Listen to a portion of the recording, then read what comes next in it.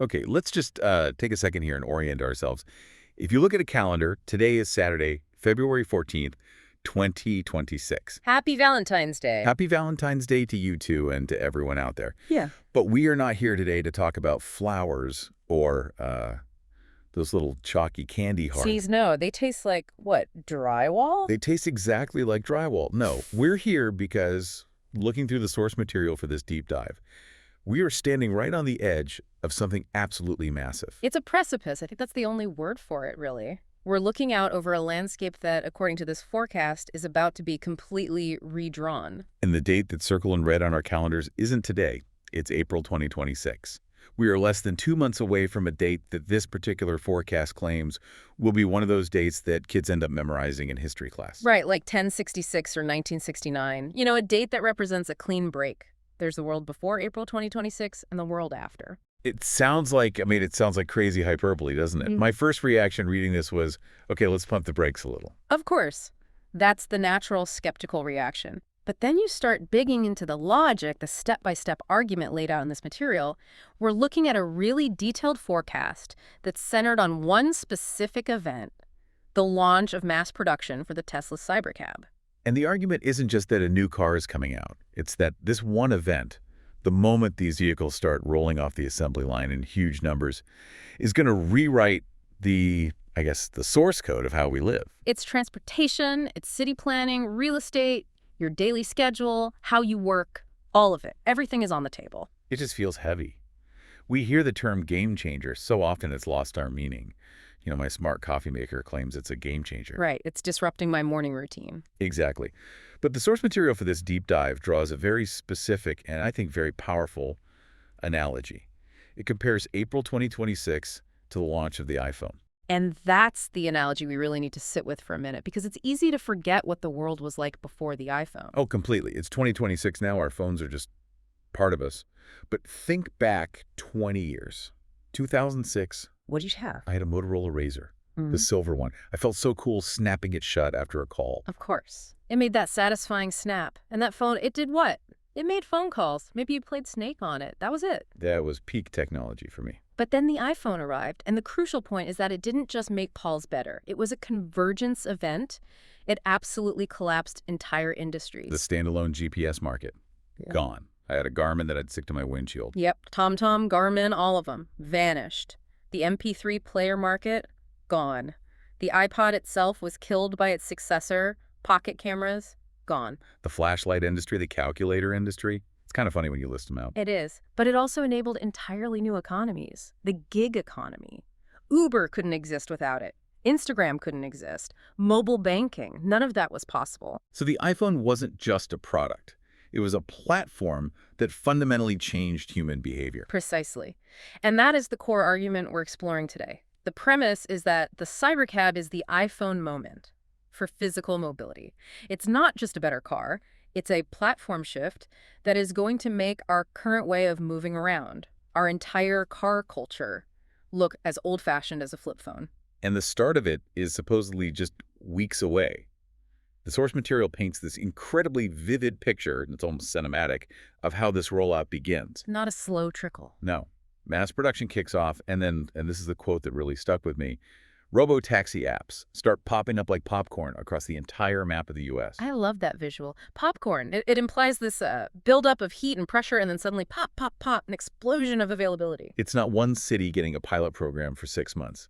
The idea is that because the software is universal, once the hardware, the physical cars, hits a certain critical mass, the service can be switched on simultaneously in dozens of cities. Which is a totally different deployment model than anything we've ever seen with, say, building a new subway line, which takes decades. Right. And so the core promise here, the idea that's almost hard to wrap your head around, is that this represents the collapse and recreation of the concept of transportation. Collapse and recreation. It's violent language. It is. It's not evolution. It's collapse. Well, creative destruction often is violent, economically speaking. It's disruptive. Okay, so let's zoom in from that 30,000-foot view. Let's look at the product itself, the Cybercab. Because for anyone who hasn't seen the design leaks or the specs, it's jarring. It is. The source describes it in the simplest possible terms. A car with no steering wheel. And that's it. That's the whole story right there. That one design choice is a statement. It's a massive statement. For over a century, the steering wheel has been the universal symbol of control, of agency. I am in command of this machine. Taking it away is a declaration that the contract between the human and the vehicle has been fundamentally rewritten. It says, you are no longer the operator. It says, you are cargo. Wow. Hmm. You are cargo. That sounds a little humbling, actually. It is. But think about what that means from a legal and regulatory standpoint. If there's no steering wheel, then there are no pedals. And if a human cannot physically intervene, it pushes the vehicle into what the industry calls level 5 autonomy. So there's no, hey, take over, the computer's confused option. Correct. The system is designed with the assumption that the computer cannot get confused.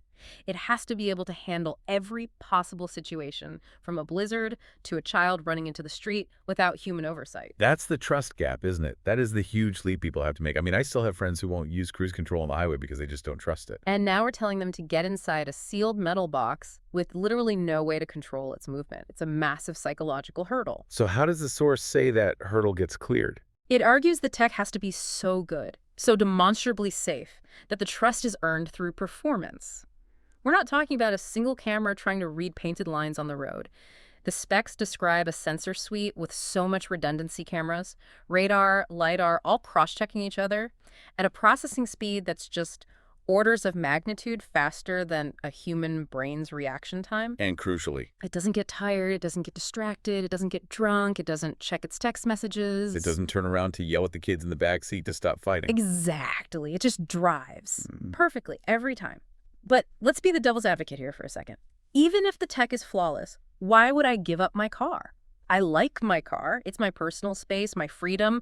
Why make the switch? That's where we get to the collapse part of the collapse and recreation equation. Okay. The economics. You can talk about safety and technology all day, but what really makes people change their behavior on a mass scale is when you hit their wallet. And the source drops an absolute hammer here. The projection is that a ride in a Cybercab will be 50% cheaper than a traditional taxi or rideshare service. 50%. And honestly, based on the math laid out, that might even be a conservative number. Okay, but how? I think a lot of people hearing that will immediately be skeptical. A car is a car.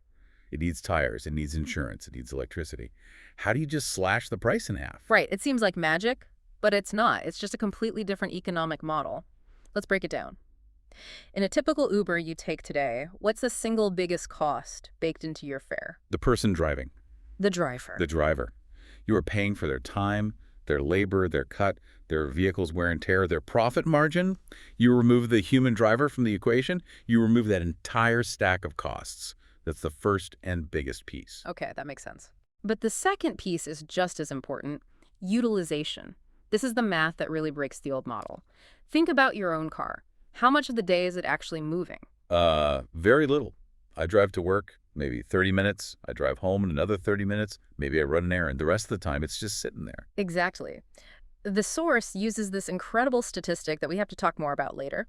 The average privately owned car is parked for 95% of its life. It's a lazy asset. It's a terrible asset. It's an expensive machine that you buy, and it spends its entire life depreciating while doing absolutely nothing. But a Cybercab is designed to be the opposite. The goal is for it to be in near constant motion, moving 50, 60, maybe even 70% of the time. It only stops to charge or get clean. Right, so you're taking the fixed costs, the cost to build the car, the insurance, the registration, and you're spreading them out over, say, 100,000 billable miles in a year, instead of the 10 or 12,000 miles an average person drives. The cost per mile just plummets. It craters. It falls off a cliff. And that's how you get to a price point where the source isn't just comparing it to Uber and Lyft, it's comparing it to public transit. Okay, hang on. That is the point. That's the sentence where my brain short circuits. Yeah. You're telling me I can summon a private, clean, safe vehicle on my schedule that takes me directly from my door to my destination for the price of a bus ticket. That is the economic projection. Yeah. And if that number holds even remotely true, you have to ask yourself, what happens to the entire concept of car ownership? Well, the rationale for it just disappears. It evaporates. We've spent a century building a culture where getting a driver's license at 16 and buying your first car is a rite of passage. But why do we do it? Because you need reliable transportation, and in most of America, the bus isn't reliable enough, and a taxi is way too expensive for daily use. But if the reliable on-demand option is as cheap as the unreliable, inconvenient one, Then why would you ever take out a $40,000 loan for a depreciating asset? Why would you pay $200 a month for insurance, plus gas, plus maintenance, plus parking? It suddenly looks financially irrational. the private car becomes a hobbyist item, like Yeah. owning a horse. You do it for the love of it, for weekend drives in the country, not because you need it to get to the grocery store. Perfectly put, it decouples transportation from vehicle ownership. But let's talk about the experience inside, because even if it's cheap, if it's unpleasant, people will resist. The bus is cheap, but people who can afford not to take it often don't. They want privacy, they want comfort. And this is where the source introduces what it calls the moving room concept. And this is absolutely central to the whole thing. It's private, yes, but it's also not a taxi. The taxi experience, the social friction of being in a taxi, I hate it. I'm just going to say it. I find it so awkward. It's a strange social space, isn't it? It really is. Yeah. You get in and you're in someone else's office. You can smell their air freshener. You're listening to their radio station. And there's this weird tension. Do I make small talk? If I don't, am I being rude? What if they want to talk and I just want to sit in silence? What if their music is way too loud or the car is freezing cold and you feel awkward asking them to change it? You're a guest in their space and you're performing the role of polite passenger. It actually requires mental energy. It really does. And God forbid you need to take a sensitive work call or have a private conversation. You're whispering into your phone, hoping the driver isn't listening in. All of that friction is removed in the Cybercab. Yeah. Because there's no driver, there is no front seat, there's no dashboard. The entire interior volume, according to the source, is reimagined as a lounge, a private space for the passenger. And the source lists some specific examples of what you do in that space. You can watch Netflix on a large built-in screen. You can hold a perfectly private video conference for work. Or, and this is the killer app, the one that changes everything, you can sleep. Sleep. Yes.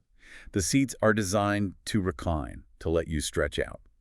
The design isn't optimized for sitting upright and looking forward, because there's nothing to look at. You don't need to see the road. So it's not a car anymore, it's a moving office, it's a moving bedroom, it's a moving movie theater. The psychological shift there is profound. Right now, time spent in a car is transit time. It's a void in your day. It's dead time where you're just gripping a wheel, stressed out, watching the clock. You're enduring the journey to get to the destination.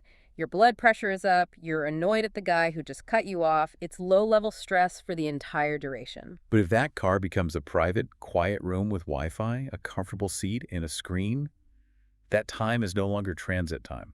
It's your time. You can use it. You can start your workday the moment you get in. You can finish a movie. You can take a nap. The journey itself becomes part of the destination. You're just relocating while you live your life. Which is the perfect bridge to the next massive implication in this report. If the travel time itself is no longer painful or wasted, what does that do to where we choose to live? This is where we go from the vehicle itself to the map of our entire society. The source calls this chapter the death of distance. And it starts with a really basic question. Why do we live where we live? Why do millions upon millions of people cram themselves into tiny, incredibly expensive apartments in loud, crowded cities? The answer is almost always about managing the pain of the commute. It's about proximity to work. Right. There's this urban planning concept the source mentions, the Marchetti constant. Yes. It's fascinating. The idea basically is that throughout all of human history, people have had a consistent travel time budget of about 1 hour per day. 1 hour total. Like 30 minutes each way. Roughly, yeah. That's the threshold of pain. In ancient Rome, that meant the city was about as wide as you could walk in 30 minutes. When streetcars were invented, the city expanded along the streetcar lines, but the edge of the city was still about a 30-minute ride from the center. And then the automobile created the modern suburbs, pushing the boundary out even further, but still held in check by that 1 hour round-trip limit. Exactly, because after that, you feel like you're just wasting your life sitting in traffic. And the source uses this really visceral analogy. It calls expensive city apartments chicken coops. That's harsh, but I get it. It argues that people agree to live in these cramped, overpriced chicken coops for one reason and one reason only, to avoid a soul-crushing 2-hour commute every day. You're trading space and money for time. I have made that exact calculation in my own life. I will pay X $100 more per month to live in this smaller place because it will save me 45 minutes on the highway every day. Everyone in a major city has. But now let's apply the Cybercab logic to that equation. If your commute is no longer wasted time, if it's productive work time or restful sleep time or entertainment time, does the distance even matter anymore? The pain is removed from the equation. If my 1 hour commute becomes 1 hour of sleep, it's not a negative, it's a positive. You might even seek it out. Imagine you have a busy household. That quiet, soundproof hour in your moving room might be the most peaceful, productive part of your day. Oh my God, yes. Sorry, honey, the traffic looks really bad tonight. My ETA is another 45 minutes while I'm just finishing the last episode of a show. It's your personal sanctuary, so if the pain of the commute is gone, the Marchetti constant is broken, the travel time budget becomes flexible, does it matter if you live 90 minutes from the office if you can sleep for that entire time and wake up at your desk? No, it doesn't matter at all. So the source is predicting Okay. a mass exodus from city centers. A radical revaluation, a devaluation of the cramped, hyper-expensive urban core, and a corresponding surge in the value of spacious properties on the outskirts. A suburban and even a rural renaissance. Because the trade-off calculus completely flips. Why would I pay a premium for proximity if proximity is no longer a unique advantage? Why live in that chicken coop when you can have a house with a yard, fresh air, and quiet for half the price, and your commute is just a nap? The lifestyle choice becomes obvious for a huge number of people. The source calls this the creation of expanded living spheres. The very definition of what's considered a commutable distance from a city just explodes outward. Today, accessible might mean a 45-minute drive in rush hour. In this future, accessible could mean a 2-hour ride where you can hold 3 meetings and eat your lunch. The city's gravitational pull extends for hundreds of miles. Okay, but let's push back on that for a second. The classic fear is urban sprawl. If everyone moves out to the country, don't we just pave over everything and create endless, characterless suburbs? It's a valid concern and a real risk. But the counter-argument in the source is that this new kind of expansion doesn't require the same ugly infrastructure of 20th century sprawl. Meaning, you don't need every house to have a 3-car garage and a massive asphalt driveway. You don't need sprawling strip malls with oceans of parking. The very nature of the built environment changes because the car is no longer the central organizing principle of the community. Which is a good transition to the next section. Let's talk about that infrastructure, because if we change where we live, we have to change the physical layout of the cities we leave behind. The report has this whole section on the end of the parking lot that I found. Honestly, it was hard for me to even visualize. Because it's so radically different from every city we've ever known, it all starts with that mind-blowing statistic we mentioned earlier. Let's say it again. Privately owned cars are parked and unused for 95% of their existence. 95%. Just let that sink in. It is an act of colossal systemic inefficiency. We have built our world around a tool that does nothing 23 hours out of the day. And think about all the space we dedicate to storing these sleeping machines. It's not just your garage at home. It's the parking lot at the office, the grocery store, the mall. It's every spot lining every street. It's the giant, ugly, multi-story parking garages that block out the sun. In some American cities, the amount of land dedicated solely to parking is estimated to be as high as 30% of the total surface area. A third of our cities are just storage lots for cars. That's the most valuable real estate on the planet, and we've paved it over. We've put asphalt on it so a Honda Civic can take a nap. But the Cybercab, the Robotaxi, operates on a completely different logic. It doesn't need to park. Its purpose is to be in constant circulation. The source uses the analogy of the city's blood flow. The taxis are like red blood cells, always moving. Exactly. It drops you off at your destination, and its algorithm immediately assigns it to the next closest person hailing a ride. It never sits idle for long. It's a data packet being routed, not a physical object being stored. So if the vast majority of cars are these constantly circulating robotaxis, the need for parking just collapses. It becomes almost entirely obsolete. Those massive underground parking garages beneath office towers, empty. The seas of asphalt around suburban malls, useless. All that valuable street parking, gone. So what do we do with all that reclaimed land? This is where the source gets very optimistic. It lists all these potential transformations: new housing, shopping centers, libraries, gyms. And the one it emphasizes the most is the creation of parks and green spaces. The vision it paints is of turning the gray concrete city into a green forest city. I want to believe that so badly. But I have to be the cynic. Let's be realistic. A developer owns a prime piece of downtown real estate that used to be a parking lot. Are they really going to turn it into a public park?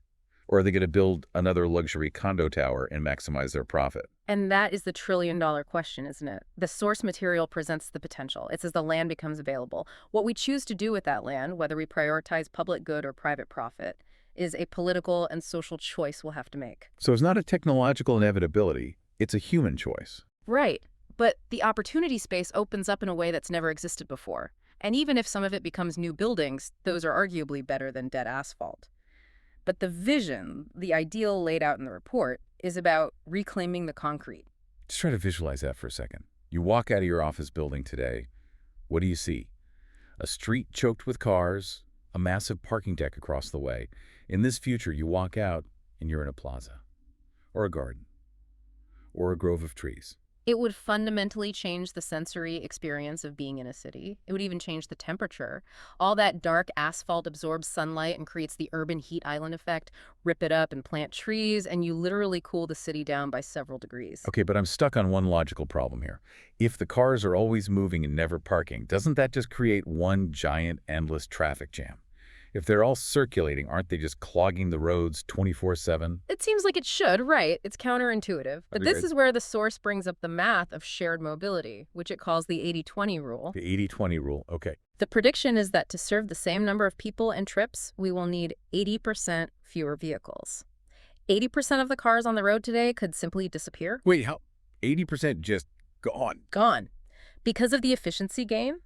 Remember, your car serves one person or one family, and it does that for maybe an hour a day. One shared robotaxi can operate 24/7, serving dozens of different people for dozens of different trips. One shared vehicle can do the work of 10, maybe even 20 private cars. So we're not doing a one-for-one replacement. We're not swapping every Toyota Camry for one Cybercab. We're swapping 10 Camrys for one Cybercab. Correct. So even though each individual Cybercab is driving more miles, the total number of vehicles on the road at any given moment plummets dramatically. And a lot of the things that cause traffic today would vanish. People circling the block endlessly, hunting for a parking spot. That's a huge percentage of urban congestion right there. Gone. Double parking to run into a store. Gone. The inefficient, unpredictable movements of human drivers, replaced by a networked, optimized system where every car knows what every other car is doing, and the flow of traffic is managed like a data network. I'm trying to picture a street in my city with 80% fewer cars on it. Yeah. It's empty. It would feel deserted compared to what we're used to. It would feel open. Yeah. And it would be quiet, which is the perfect lead-in to the third major pillar of transformation the source discusses, the environmental and health impact. Right. The report calls it the clean air paradox. And the paradox is this. The city center, which today is the most polluted place to be, could actually become cleaner and healthier than the countryside. Which is completely backward from how we think about it now. We go to the country to get fresh air. We do, but follow the logic. First, the remaining 20% of vehicles, the entire robotaxi fleet is electric by design. The Cybercab is an EV. So overnight, you eliminate vehicle exhaust fumes from the urban core. No more smog. No more fine particulate matter. No more nitrogen oxides. And you also eliminate the noise. The constant roar and rumble of internal combustion engines is just gone. Have you ever stood on a busy city corner and just tried to have a normal conversation? You're practically shouting over the sound of traffic. That constant low-level noise pollution is a massive psychological and physiological stressor that we've just learned to live with. But the paradox part is this. In the city, the vehicle fleet will turn over very quickly to be 100% electric. But out in the rural areas, people will likely hold onto their old gas-powered pickup trucks and diesel farm equipment for much longer. So the city becomes a zero-emission zone by default, while the countryside lags behind. Potentially, yes. And the source mentions something called phytoncides. Laughs. I had to look that one up. It sounds like something you'd spray on weeds. I know, it sounds like a pesticide. But it's actually the opposite. It's the name for the aromatic, organic compounds that trees and plants release into the air. It's the smell of a forest. The forest bathing thing that's become so popular. Breathing in the trees is supposedly good for you. It's been shown to reduce stress and boost your immune system. And the source makes this beautiful point. We will literally replace the smell of carbon monoxide and diesel exhaust in our cities with the smell of phytoncides. Because we tore up all the parking lots and planted trees in their place. Exactly. The whole system creates a virtuous cycle. Fewer cars means less need for asphalt. Less asphalt means more room for green space. More green space and electric vehicles mean cleaner, healthier air to breathe. It all connects. And that leads to major lifestyle changes, too. The source talks about the rise of the greenway. This is about repurposing the road infrastructure itself. If you have 80% fewer cars, do you really need a massive 8-lane avenue cutting through the heart of your downtown? No, of course not. It's complete overkill. So what do? You shrink the road. Maybe you dedicate 2 lanes to the circulating cybercabs. What do you do with the other 6 lanes of asphalt you've just reclaimed? You expand the sidewalks, you build protected bike lanes, you put in a park. You build greenways, linear parks that connect to other parks. You turn your city into a walkable, bikeable network of green spaces. The report predicts that for short trips within the city center, walking and jogging will become the default mode of transport because the environment will finally be pleasant and safe enough to support it. It's a total inversion of the last century of city building. We built our cities to serve the needs of the car. We surrendered our public space to the machine. This vision is about rebuilding our cities to serve the needs of people. That is the absolute heart of the argument. For 100 years, we have been the ones who have had to adapt. We contorted our lives, our schedules, our architecture, and our bodies to the demands of the automobile.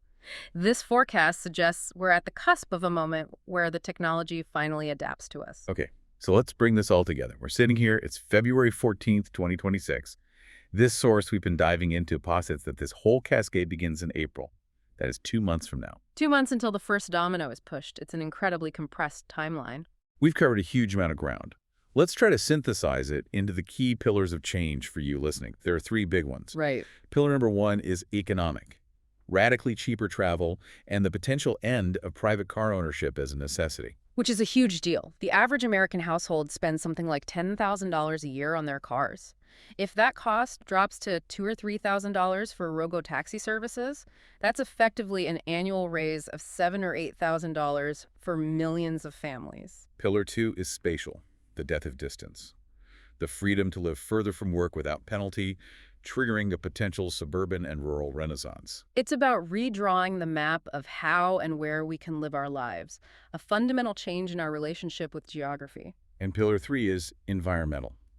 Reclaiming our cities from asphalt, turning parking lots into parks, breathing clean air, and reducing noise pollution. A chance to create urban environments that are healthier and more humane than any we've ever known. It's a breathtaking vision. It really is. But as we wrap up this deep dive, the one question that keeps nagging at me is it all too much? Too fast? The technology might be ready in April, but is society? Are we ready for this? And that is the great unknown. We know that technology advances exponentially. But culture, institutions, laws, they all move linearly. They're slow. Can our zoning laws adapt quickly enough? Can the real estate market handle that kind of shock without collapsing? Can we as individuals adapt our daily habits that quickly? Collapse and recreate. And collapse is a painful process. Disruption on this scale is messy. If property values in dense city centers crash, that's a financial crisis for homeowners and commercial landlords. If the multi-billion-dollar auto insurance industry becomes obsolete, that's hundreds of thousands of jobs. If all the parking garages go bankrupt. It's not a smooth, painless software update.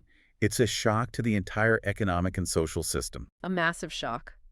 And then there's just the human element, the idea of surrendering control, of willingly getting into a 2-ton machine with no steering wheel and trusting it with your life. That requires a level of faith in technology that I'm not sure everyone is ready to make. I'm not sure I'm fully there yet, if I'm being honest. I can feel my hand instinctively reaching for a non-existent steering wheel just thinking about it. But history does show us that once a new technology offers a radical leap in convenience and cost savings, adoption can happen much faster than we think. People were terrified of the first elevators. They didn't trust them. Right. They used to have a human operator who would pull a lever. The idea of an automatic elevator you just step into was frightening to people. Now we don't even think about it. Exactly. We just push a button and trust we won't plummet.